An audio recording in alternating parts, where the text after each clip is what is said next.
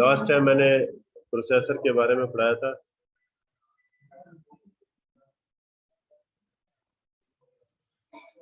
तो इसमें प्रोसेसर क्या चीज है? इंटीग्रेटेड इलेक्ट्रॉनिक सर्किट है। मैंने लास्ट टाइम बताया था कि what is the difference between electronic devices and electrical devices. इनके अंदर आईसी, इंटीग्रेटेड सर्किट्स या इंटीग्रेटेड आईसी जो होती है, चिप्स यूज होती है, that perform the calculations that run a computer. और प्रोसेसर का मेन पर्पस क्या है कि वो तमाम इंस्ट्रक्शंस उसकी क्या करता है, कैलकुलेशंस करता है, जो कंप्यूटर को चलाने के लिए जरूरी होती है। A processor performs arithmetic, logical, input-output, and other basic instructions that are passed from an operating system. Processor क्या करता है? अरिथमेटिक और लॉजिकल ऑपरेशन। अरिथमेटिक क्या होता है? Plus minus. लॉजिकल क्या होता है? True false. जैसे एंड ऑपरेशंस है, और ऑपरेशंस है, नॉट ऑपरेशंस है, एक्सक्लूसिव और है, एक्सक्लूसिव नॉर है, डिफरेंट किस्म के ऑपरेशंस है। Most other processors are dependent on the operations of a processor. इसके अलावा और भी बहुत सारे प्रोसेसर हैं जो प्रोसेसर के ऊपर डिपेंड करते हैं। अब प्रोसेसर के कितने से हैं? अरिथमेटिक लॉजिक यूनिट, जिसको क्या बोलते हैं? ALU, एंड कंट्रोल यूनिट, और क्या है? which measures capability in terms of the following। और ये किस चीज की कैपेबिलिटी को मेजर करते हैं? Ability to process instructions at a given time. ये क्या करता है? कंट्रोल यूनिट क्या करता है? एबिलिटी किसकी मेजर करता है?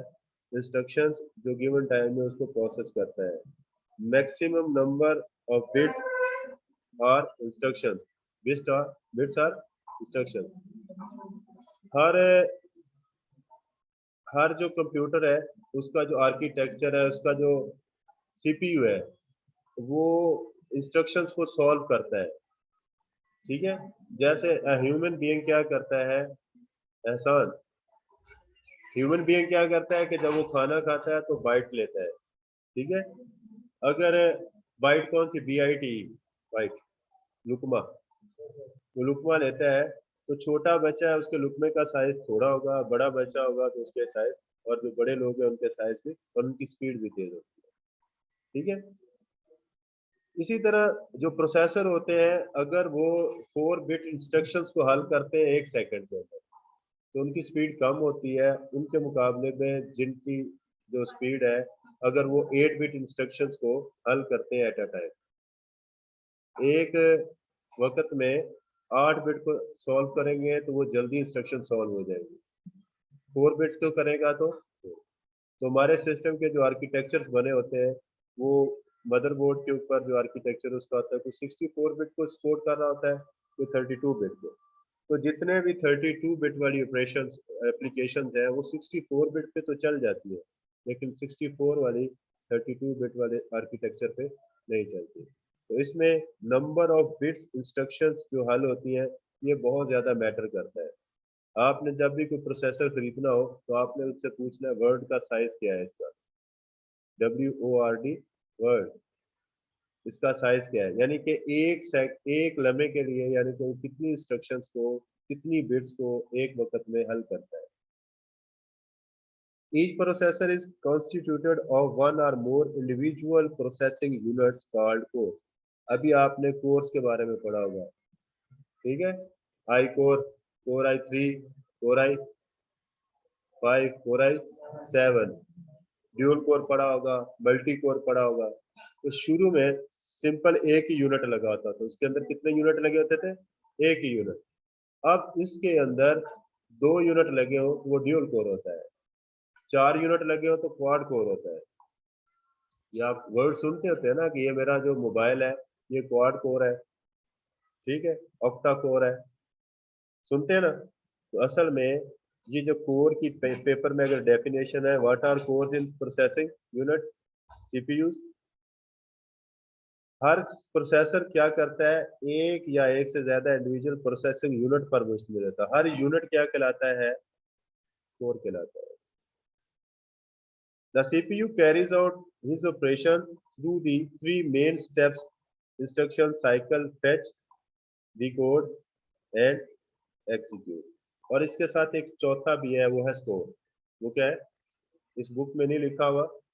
जो इंस्ट्रक्शन साइकिल है, सीपीयू का इंस्ट्रक्शन साइकिल, ये जो मैं आपका टेस्ट लूंगा उसमें ये क्वेश्चन लाजमी दूंगा, ये याद रखिएगा। ये प्रोसेसर का जो टेस्ट लूंगा उसमें से ये वाला लाजमी क्वेश्चन है। ये 4 नंबर का, 3 नंबर का, जितने का भी आया कि सीपीयू जो क्या करता है, इसका जो इंस्ट्रक्शन साइकिल जो है उसके बारे में आपने लिखना है। तो पहला वर्ड है फेच। क्या है, फेच। फेच असल में क्या होता है, एक, मैंने बताया कि एक वर्ड होता है POST, power on self test. एक वर्ड मैंने इस्तेमाल किया था आपके लिए कि जो सिस्टम, कंप्यूटर सिस्टम है, उसके अंदर एक वर्ड यूज होता है बूट, BOOT, बूट। ठीक है। अब पोस्ट क्या चीज होती है कि जब हम कंप्यूटर सिस्टम को स्टार्ट करते हैं तो वो अपने तमाम डिवाइसेस को चेक करता है, इधर हार्ड डिस्क इज वर्किंग और नॉट, और रैम इज वर्किंग और नॉट। तो वो अपने तमाम कंपोनेंट्स को चेक करता है जो एक कंप्यूटर सिस्टम को चलाने के लिए जरूरी होते हैं। जैसे इनपुट डिवाइसेस, कम से कम एक इनपुट डिवाइस, एक आउटपुट डिवाइस। आउटपुट डिवाइस ना भी लगाए तो वो चल जाता है, लेकिन आउटपुट डिवाइस से हमें पता चलेगा कि हमारे सिस्टम की एफिशिएंसी क्या आ रही है, क्योंकि हमें कुछ नजर आएगा तो पता चलेगा ना। उसके अलावा पहले जो कंप्यूटर थे उनमें स्टोरेज डिवाइसेस नहीं होती। अभी स्टोरेज डिवाइस जो है, जैसे प्राइमरी मेमोरी है, वो सिस्टम के अंदर कर देना जरूरी समझा है। ठीक है, तो ये चार चीजें जो है उसके लिए जरूरी होती है। तो फिर जब उन सबको ये चेक करता है, चेक करने के बाद फिर आपको एक कंप्रीहेंसिव रिपोर्ट देता है। इसको क्या बोलते हैं, POST, POST, POST, power on self test. Power on self test के बाद जो नेक्स्ट फेज शुरू होता है, कंप्यूटर जब स्टार्ट हो जाता है तो फिर वो बूट करता है। बूट क्या होता है कि आपके जो परमानेंट स्टोरेज डिवाइसेस है, जैसे हार्ड डिस्क है, USB है, मेमोरी कार्ड है, किसी भी जगह के ऊपर जो आपका ऑपरेटिंग सिस्टम पड़ा होता है, जो आपके कंप्यूटर सिस्टम को चलाने के लिए मुफीद होता है, इसके अलावा आपका कंप्यूटर सिस्टम जीरो है, उसका कोई फायदा नहीं। उस ऑपरेटिंग सिस्टम को लोड करता है मेमोरी में। तो इस सारे प्रोसेस को, यानी कि ऑपरेटिंग सिस्टम को हार्ड डिस्क से उठा के किस में रखना, मेमोरी के अंदर रखने के प्रोसेस को, सारे प्रोसेस को क्या बोलते हैं, बूटिंग। ठीक है। जब बूटिंग स्टार्ट हो जाती है तो उसके बाद जब उसको इंस्ट्रक्शंस मिलती है तो उसी तरह इंस्ट्रक्शंस भी हल हो रही होती है। तो अब एक तल्लक होता है सीपीयू का मेमोरी के साथ। ये सीपीयू है, और मेमोरी को मैं थोड़ा सा इस तरह रेक्टेंगुलर शेप में शो कर देता हूँ। आपने आपने फर्स्ट ईयर की बुक पढ़ी हो, किस किस ने पढ़ी है, उसके अंदर दूसरा चैप्टर है ना, उसमें पहली पिक्चर ही यही बनी हुई है। ठीक है। इसके साथ ये हमारा क्या है, सीपीयू है, और ये क्या है, रैम। क्लियर हो गया। जितने भी इनपुट डिवाइसेस हैं, जितने भी इनपुट डिवाइसेस हैं, वो किससे डायरेक्टली कम्युनिकेट करते हैं, रैम से। ठीक है। और जितने भी आउटपुट डिवाइसेस हैं वो किससे कम्युनिकेशन उनकी होती है, ये हमारे ऊपर वाले आउटपुट डिवाइसेस हैं और नीचे वाले इनपुट। ये तीर का निशान मेमोरी की तरफ है। तो हम कीबोर्ड से कुछ भी प्रेस करते हैं, कीबोर्ड से, माउस से, तो वो असल में क्या होता है, मेमोरी के अंदर सारी इंस्ट्रक्शन जा रही होती है। मेमोरी फिर किससे बात करती है, सीपीयू से। सीपीयू उन प्रोसेसिंग इंस्ट्रक्शंस को सॉल्व करता है, सॉल्व करने के बाद दोबारा किसको देता है, मेमोरी को।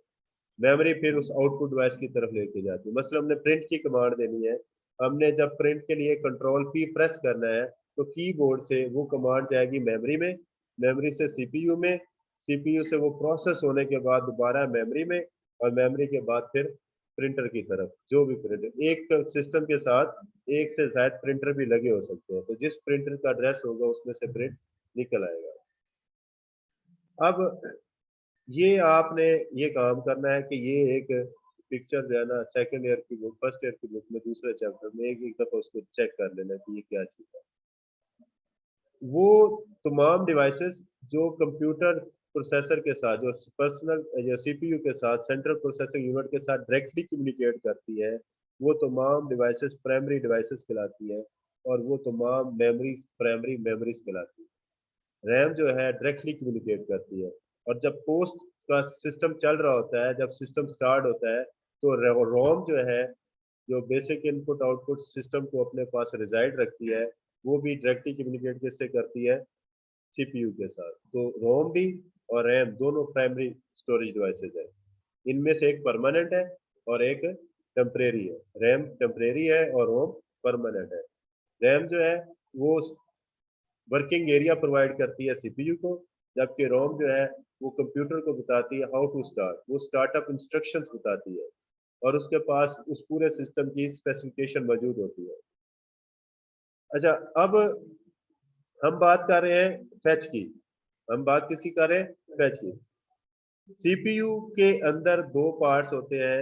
एक पार्ट होता है कंट्रोल यूनिट और एक होता है arithmetic logic unit. Control unit ये वाला और अरिथमेटिक यूनिट ये वाला और लॉजिक यूनिट ये वाला। ठीक है। अब ये क्या करता है? कंट्रोल यूनिट एक इंस्ट्रक्शंस को सॉल्व करने के लिए क्या करता है? ऑर्डर पास करता है कि मेमोरी के अंदर फलां एड्रेस के ऊपर एक इंस्ट्रक्शन पड़ी हुई है, उसको लेकर आओ। और कहाँ पे लेके आओ? प्रोसेसर के अंदर। वो रजिस्टर्स के थ्रू कैशेस होती हैं, ये फिर आगे इसके अंदर है, इसके कैशेस वगैरह में पढ़ाऊंगा कि कैशे असल में क्या है। टेम्परेरी स्टोरेज डिवाइस है जिसको जो रजिस्टर्स की सूरत में बनी होती है। ये सीपीयू फिर क्या करता है? वो इंस्ट्रक्शंस लेता है रजिस्टर्स की मदद से और लेके अपने पास ले आता है। इसको बोलते हैं फैचिंग ऑफ इंस्ट्रक्शन। फैचिंग of instruction. अब वो जो इंस्ट्रक्शंस है वो सीपीयू को समझ नहीं लगती, सीपीयू उसको डी कोड करता है। फेच करने के बाद उस इंस्ट्रक्शन को फेच करने के बाद सीपीयू एक ऑर्डर पास करता है कि नेक्स्ट इंस्ट्रक्शन आए। जैसे डॉक्टर बैठा होता है तो वो कहता है नेक्स्ट पेशेंट। बैंक में जाते हैं तो कहते हैं नेक्स्ट कस्टमर। ठीक है। तो वो ऑर्डर पास होता है। बैंक में जाते हैं तो नंबर आप देखते हैं मेरा 65 नंबर आ गया है। तो आप तो पहले बैंक वाले आपको क्या करते हैं? ऐलान करते हैं कि आप फलान जो डाइस के ऊपर है या फलान जो रिसेप्शनिस्ट है वहाँ पे आप जाए, वहाँ पे अपना जो प्रोसेसिंग स्टार्ट करें। अब वो क्या होता है? सीपीयू की तरफ से ऑर्डर पास होता है, एक इंस्ट्रक्शन आती है। वो अब सीपीयू पे डिपेंड करता है कि उसका कितना साइज है, कि कितनी इंस्ट्रक्शन कितनी बाइट्स को वो क्या करता है? सॉल्व करता है एट अ टाइम। एहसान बेटा सामने देखा करो। Decode or decoder converts the instructions into signals to the other components of the computer. दूसरे कंपोनेंट से जो इंस्ट्रक्शंस आई होती है मेमोरी के जरिए से, कंप्यूटर जो सीपीयू है उसको क्या करता है? डिकोड। पहला क्या करता है? फेच करता है। दूसरा डिकोड करता है। डिकोड करने के बाद उसको प्रोसेस करता है। डिकोड से मुराद है उसकी प्रोसेसिंग स्टार्ट हो जाती है। और फिर उसको क्या करता है? एग्जीक्यूट करता है। क्या करता है? यानी कि प्रिंट की कमांड उसके पास आई, वो फेच हुई, उसके पास आई, उसने उसको डी कोड किया। प्रोसेस करने के बाद वापस उसको क्या करता है? इनकोड करके मेमोरी को दे देता है। मेमोरी उसको फिर प्रिंटर के लिए आगे एग्जीक्यूशन के लिए भेज देती है कि आप ये प्रिंट करें। ठीक है। तो ये चौथा जो है वो स्टोर है। अगर उस इंस्ट्रक्शन को स्टोर करना चाहते हैं तो वो एक ऑप्शनल है, हम उसको स्टोर भी कर सकते हैं। ये कहाँ पे जरूरी होती है? जहाँ पे बहुत ज्यादा प्रोसेसिंग की अहमियत होती है। मिसाल के तौर आप गेम खेल रहे हैं, सिस्टम बंद हो जाए तो कोई मुश्किल नहीं, आप दोबारा से गेम खेल सकते हैं। लेकिन अगर आपका बैंक है, आप बैंक के ओनर हैं और आपके बैंक में रोजाना एक सेकंड में 40 लोग जो है या 50 लोग पैसे निकलवा रहे हैं या पैसे डिपॉजिट करवा रहे हैं, तो उस वक्त सिस्टम बंद हो जाए तो क्या होगा? रुक जाएगी। तो फिर क्या होता है कि वो एक सेकंड के खरबवें हिस्से में वो इंस्ट्रक्शन को स्टोर करता है। और अगर उस दौरान वो बंद हो जाता है तो ऑटोमेटिकली शिफ्ट हो जाता है दूसरे सिस्टम के ऊपर। वो उसी प्रोसेसर के अंदर जो कुछ पड़ा होता है दूसरे प्रोसेसर के ऊपर कॉपी हो रहा होता है। ये सिस्टम बंद हुआ तो फौरी तौर पर उसमें एक इंस्ट्रक्शन भी लॉस नहीं होती। ठीक है, सर्वर यूज होते हैं ना, तो उसके अंदर उनके अंदर एक स्टोर का भी ऑप्शन होता है। लोकल जो होते हैं उसके अंदर स्टोर की ऑप्शन नहीं होती। मतलब स्टोर इस सूरत में कि वो बैकअप के तौर पर, अगर वो प्रोसेसिंग जो हो रही है, प्रोसेसिंग का बैकअप आमतौर पर इधर नहीं होता है, क्योंकि हम घरों में जो कंप्यूटर इस्तेमाल करते हैं उसका हमें कोई नुकसान नहीं है। लेकिन जो अब बड़े बड़े कंप्यूटर हैं जहाँ पे वेबसाइट डेवलपमेंट करते हैं, वहाँ पे जैसे दराज की वेबसाइट है, जो अमेजोन की है, तो उनके जो प्रोसेसर लगे उसमें वो स्विच कर जाते हैं अगर कोई उनके सिस्टम में कोई इशू आता है। लेकिन आपकी प्रोसेसिंग जो भी हो रही थी, आपने जो पैसे दिए होते हैं, वो उनके रिकॉर्ड में आ जाता है।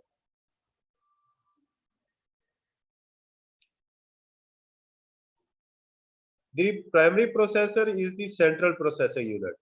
जो सबसे पहला प्रोसेसर है, जो प्राइमरी है, जिसने सारी प्रोसेसिंग करनी है, वो कौन सा है? Central processing unit. ठीक है, घर का सारा कंट्रोल कौन कर रहा होता है? माँ बाप, पेरेंट्स। वो प्राइमरी होते हैं, आपके सेंट्रल प्रोसेसिंग यूनिट वही होते हैं। लेकिन आप कोई नई चीज सीख जाते हैं, आप अपने पेरेंट्स को कन्विंस कर लेते हैं कि भाई मैंने BSIT करना है, मैंने M.Com या B.Com नहीं करना, तो आप कहते हैं नहीं यार, M.Com वाले बड़े फायदे में रहते हैं। आप फिर अपने हिसाब से बताते हैं, अच्छी अच्छी लॉजिक्स देते हैं, तो आप क्या हो जाता है, कन्विंस हो जाता है यार बच्चा पढ़ने वाला हो गया, बच्चे को सोच समझ वो आपकी इस बहस से बहुत खुश होता है कि अब ये अपने अच्छे और बुरे का सोचना शुरू कर दिया उसने। तो ये पहले वाला जो प्राइमरी प्रोसेसर है वो कौन सा है? CPU, central processing unit, also called the micro processor. इसका दूसरा नाम क्या है? Micro processor. अगर माइक्रो प्रोसेसर पेपर में आ जाए या CPU आ जाए, दोनों का मतलब सेम है। ये जो हमारे कंप्यूटर है, ये माइक्रो कंप्यूटर कहलाते हैं, क्योंकि इनमें क्या होता है, माइक्रो प्रोसेसर होता है। When talking about personal computers, which does most of the processing for a computer, तो ये असल में सबसे ज्यादा वर्किंग यही करता है। ठीक है, बेटा आप ऐसे सामने आके सामने देखो। हाँ, तो most CPUs today are multi core. आजकल के ज्यादा क्या है? Multi core. That is that is इसका मतलब ये है, CPU that contains processing components are cores of multiple independent processors on a single CPU। एक सिंगल CPU के ऊपर उसके बहुत सारे यूनिट लगे होते हैं, हर यूनिट इंडिपेंडेंट होता है, कोई यूनिट किसी यूनिट के ऊपर डिपेंड नहीं। उन सबको कंट्रोल यूनिट क्या कर रहा होता है? कंट्रोल कर रहा होता है। For example dual core has two cores. इसमें कितनी होती है? टू कोर्स होती है। And quad core has four cores. और अभी एक बच्चे ने ऑक्टा कोर बताया था, उसके कितने हो गए? 8 कोर्स। ये इस बच्चे से बच्चे। Benefit of multi core processor, ये पेपर में क्वेश्चन आने वाला है। What is the benefit of multi core CPU? That typically experience fewer heat problems that single core CPU because each of core typically runs slower than a single core। Single core बहुत speed के साथ काम कर रहा होता है, तो फिर जल्दी हीटअप भी हो जाता है, उसकी प्रोसेसिंग रुक जाती है। पुराने वाले जो है ना हीटअप होते थे और वो खराब हो जाते थे। लेटेस्ट जो आ रहे हैं वो हीटअप नहीं होते। जब ज्यादा हीट है, फास्ट टेम्परेचर से ज्यादा हो जाती है, तो ऑटोमेटिकली शट डाउन हो जाते हैं, तमाम सिस्टम को स्लीप कर देते हैं, अपनी प्रोसेसिंग बंद कर देते हैं। यानी कि ये अच्छे बच्चे हैं, गुस्सा आता है तो बैठ जाते हैं, पानी शानी पी लेते हैं, फिर दोबारा से तैयार हो जाते हैं। ठीक है, तो एक्सट्रीम भी यही है, गुस्सा है तो पोजीशन चेंज कर ले, पानी पी ले। ठीक है, गुस्से में कोई फैसला ना करे, खुशी में कोई फैसला ना करे। Although the total processing power of the multi-core CPU is greater। अब सिंगल कोर है ना, इसकी स्पीड ज्यादा होती है, लेकिन क्वाड कोर है, ड्यूल कोर है, हर एक यूनिट से उसकी स्पीड ज्यादा होती है। सिंगल कोर वाले प्रोसेसर की स्पीड ज्यादा होती है, लेकिन अगर हम कलेक्टिवली उसको इकट्ठा करते हैं तो फिर सबकी स्पीड क्या होती है? ज्यादा होती है सिंगल कोर वाले। ड्यूल कोर वाले की स्पीड ज्यादा होती है, लेकिन हर कोर की स्पीड उस सिंगल कोर वाले से कम होती है। ठीक है, लेकिन जब दोनों मिलके काम करते हैं तो फिर उन दोनों की स्पीड सिंगल कोर वाली स्पीड से ज्यादा होती है, ये ज्यादा हीटअप भी होते हैं। ठीक है, ये इनके अंदर जो है ना सिस्टम इंस्टॉल होता है जो इनकी हीट एफिशिएंट होते हैं। ये देखें, आपके पास ये सर्वर का प्रोसेसर है, ठीक है, इसमें स्टोर की कैपेसिटी होगी। ये कोर i7 है, ये इसके अंदर 4 कोर्स लगी हुई है। कोर i7 4 प्रोसेसर्स, हर कोर के अंदर हर लेयर में 4 प्रोसेसर्स लगे हुए हैं। फिर उसके बाद ये कंपनीज है, मोबाइल प्रोसेसर डिफरेंट होते हैं, ठीक है। ये नवीडिया एक कंपनी है, उसका ये प्रोसेसर है। इंटेल के प्रोसेसर है, ठीक है, ये इसकी सीरीज है। तो ये याद करने वाले की जरूरत नहीं होती। CPU used in desktop computers typical have 4 cores. Server processor may have 15 cores or more. जो सर्वर्स होते हैं इनकी 15 होती है, होती 16 है। एक कंट्रोल यूनिट के लिए कोर इस्तेमाल होती है, बाकी 15 वो कौन सी, इसमें कैशे मेमोरी होती है CPU के अंदर। जैसे आप किसी डॉक्टर के पास जाते हैं ना, तो एक वेटिंग रूम होता है। वो वेटिंग रूम क्या है, मेमोरी है।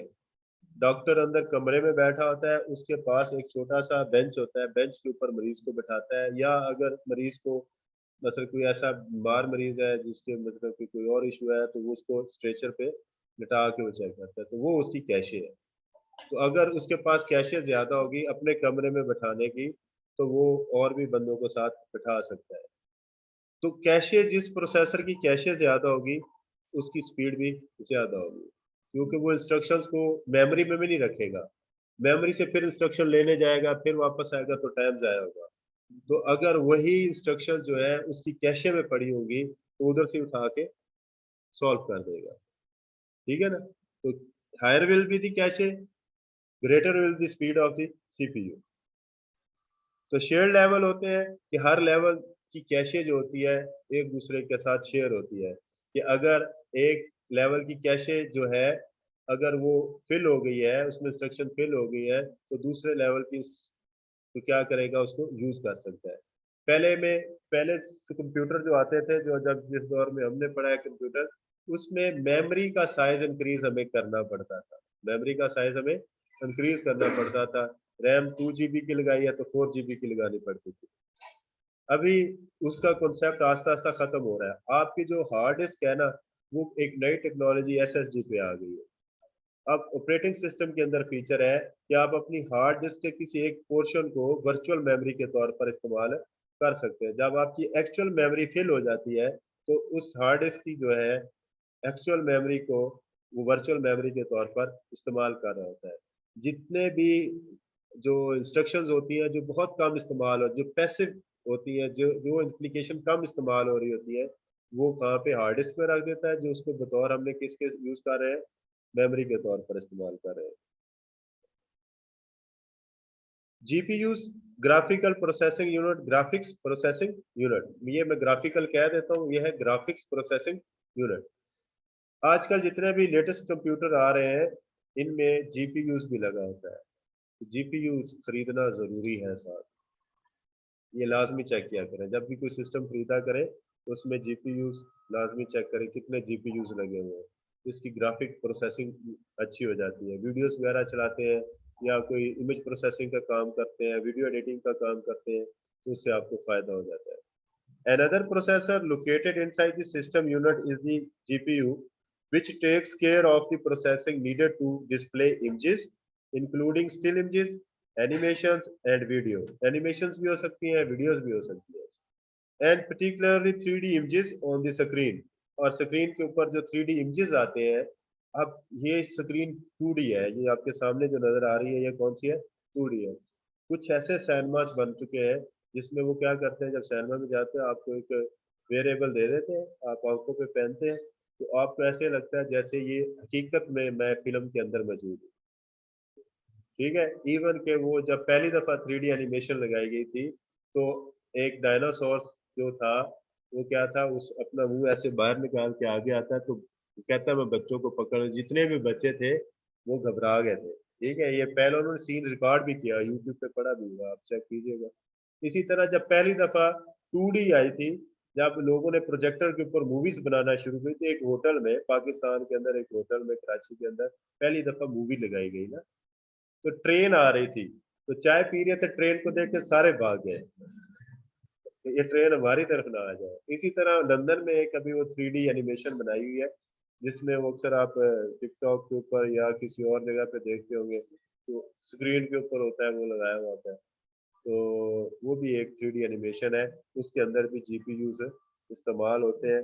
While GPUs one example of the mobile GPU is shown in figure. इसमें आगे मैंने इस पिक्चर नहीं लगाई, आप बुक के ऊपर देखिएगा तो मोबाइल के जो जीपीयूज है, इसकी पिछली स्लाइड में अगर आप जाते हैं ना, ये वाले, इसमें मोबाइल प्रोसेसर है, इनके अंदर भी क्या होता है, ज्यादातर जीपीयू बेस्ड। पहले पहले सिस्टम क्या होता है, जीपीयू प्रोसेसर अलहदा बनते थे, सीपीयू अलहदा होते थे। अब मोबाइल के अंदर जीपीयू और सीपीयू दोनों इकट्ठे एक ही चिप के अंदर बना दिए गए।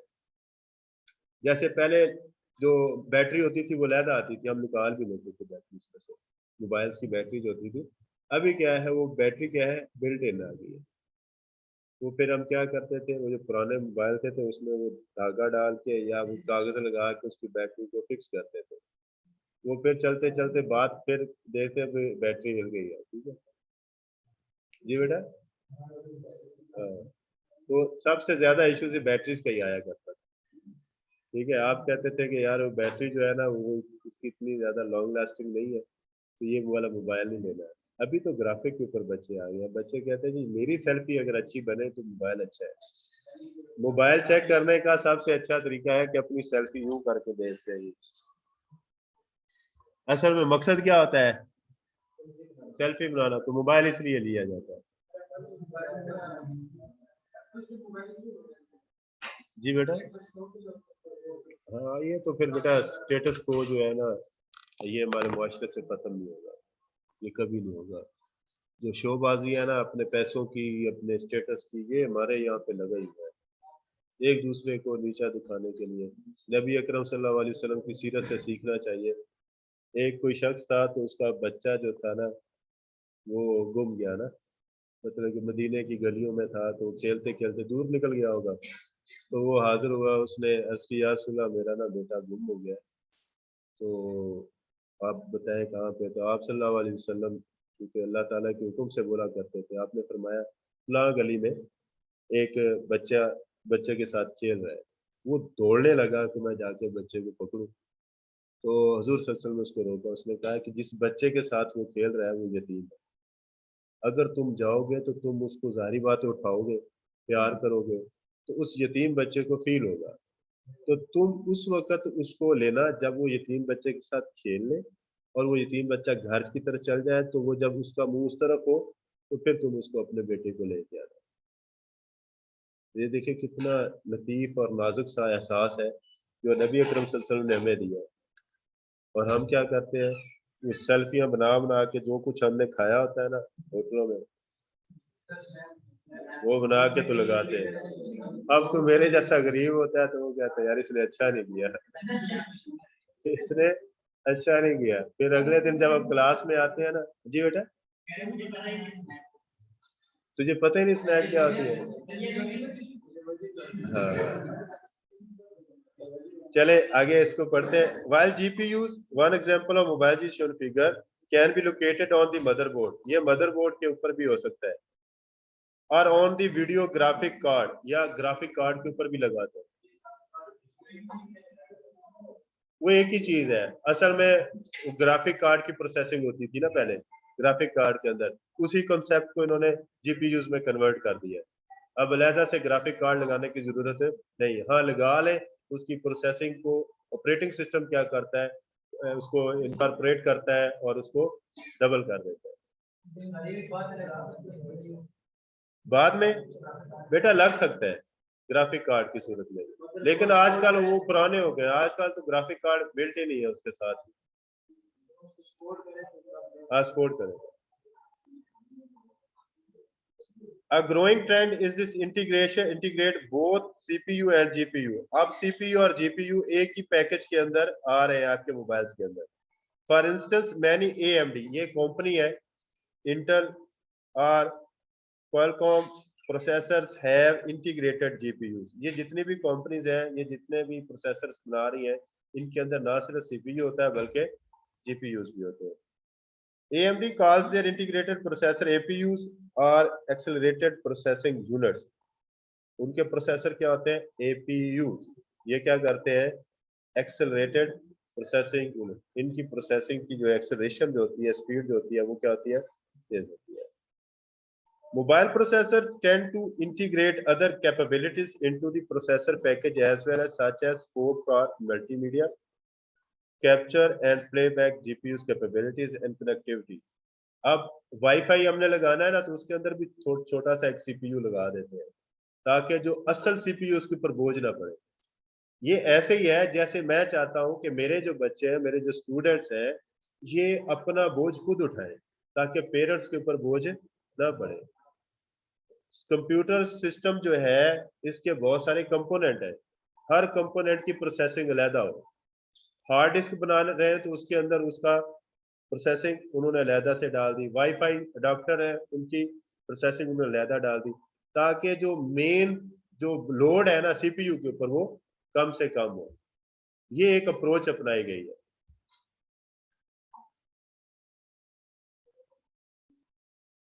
यूएसबी के अंदर भी processor that contains all the necessary capabilities for a single device is sometimes referred as system on a chip.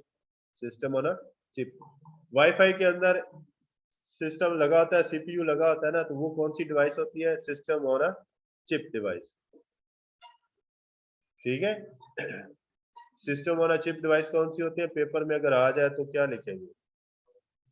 ये मैं स्टार बना रहा हूँ, ये मैं जो चीजें नॉमिनेट कर रहा हूँ, ये आपके उसके बाद है processing speed. Processing speed, one measurement of the processing speed of CPU is clock speed. Is clock speed. बेटा सीधे होके बैठे हो, इधर इधर हो जाओ। कम है, you are not special person. तुम ऐसे जैसे वो होटल में है, अभी चाय रखी है तो चाय पीते। मेरी मजबूरी है ये साथ रखना। हाँ? तू यार 100 में से 200 नंबर लेगा।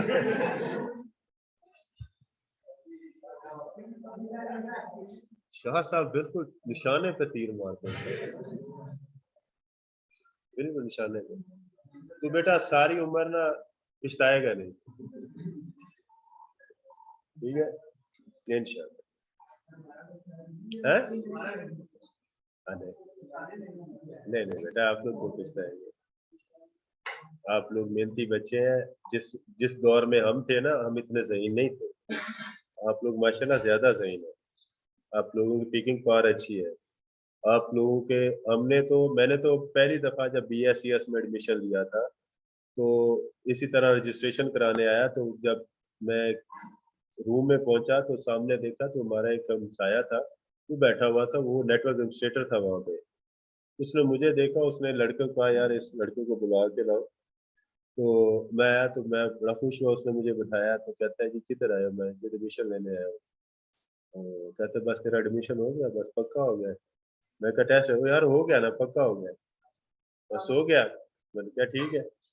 बारह कहता टेस्ट लाजमी दे देना, एडमिशन तुम्हारा हो गया। और स्कॉलरशिप, मैं स्कॉलरशिप पे था ना, फुली फंडेड था, यानी कि मुझे 6,000 रुपये मिलते भी थे उसके, और फुली फंडेड। मैं यार इसको मैं बंद कर दूं।